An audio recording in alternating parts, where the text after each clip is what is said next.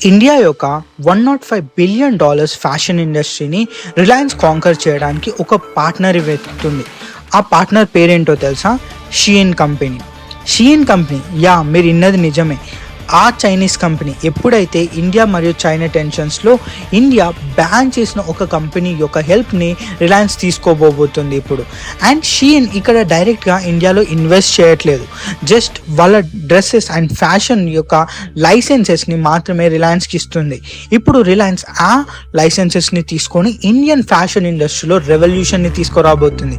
కానీ ఇక్కడ షీఇన్ ఎందుకు వేరే కంపెనీతో ఎందుకు రిలయన్స్ పార్ట్నర్షిప్ చేయకూడదు, ఇవన్నిటి గురించి ఈ వీడియోలో తెలుసుకుందాం.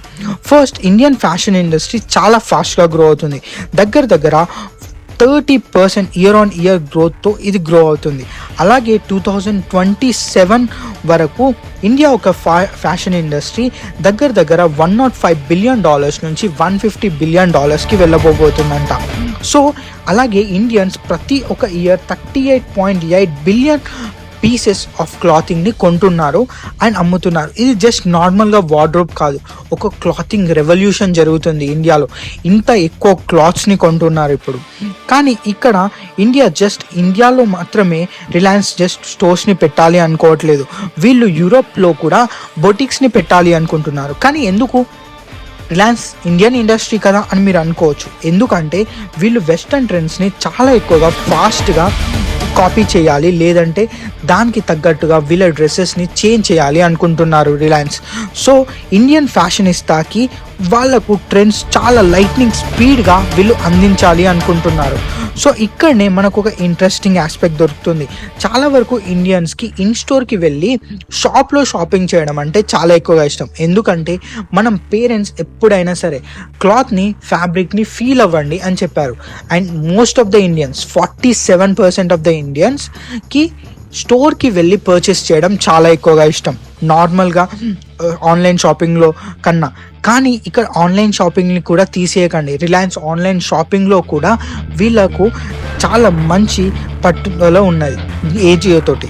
సో అక్కడ వీళ్ళు ఇర్రెసిస్టబుల్ డిస్కౌంట్స్ ఇచ్చి, అలాగే ఈజీ రిటర్న్స్ ఇచ్చి ఇండియన్ హార్ట్స్ని ఎలాగో గెలుచుకుంటారు రిలయన్స్ కంపెనీ.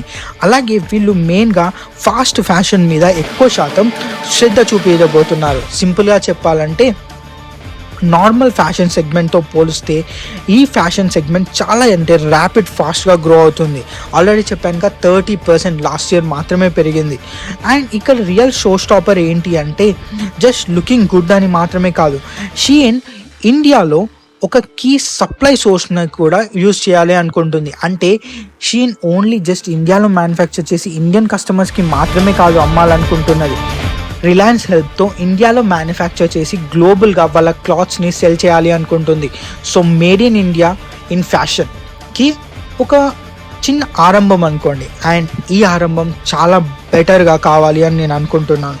సో దీనివల్ల మన ఎక్స్పోర్ట్స్ చాలా వరకు పెరుగుతాయి. అలాగే మన లోకల్ బిజినెసెస్ అండ్ ఇవి కూడా చాలా ప్రాఫిటబుల్గా వస్తాయి. దగ్గర 25,000 MSMEs గ్లోబల్ సప్లై చైన్లో ఇప్పుడు ఇంటిగ్రేట్ కావడానికి ఛాన్స్ ఉంది.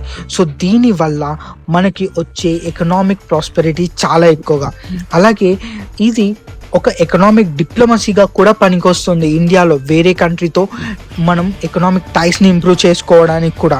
సో ఈ ఎపిసోడ్ని నేను ఇక్కడితో ముగిస్తున్నాను. కానీ మీకు ఈ ఎపిసోడ్లో నేను చెప్పింది ఏదైనా సరే నచ్చకపోయినా, నేను ఇంప్రూవ్ చేసుకోవాలి అనుకున్నా సరే ఖచ్చితంగా కమెంట్ సెక్షన్లో మీ ఒపీనియన్స్ని పెట్టండి. అండ్ నాకు మీ కమెంట్స్ మోస్ట్ ఇంపార్టెంట్ నేను ఇంప్రూవ్ కావడానికి, అలాగే నేను చేసే కంటెంట్ ఇంకా బాగా తయారు చేయడానికి. ఈ వీడియోని చివరి వరకు చూసినందుకు థ్యాంక్స్. అండ్ ఇలాంటి వీడియోస్ ఇంకెక్కువ చేసి మనం అందరం కలిసి నాలెడ్జబుల్గా అవుదాం. Thank you very much and bye bye. See you in the next video.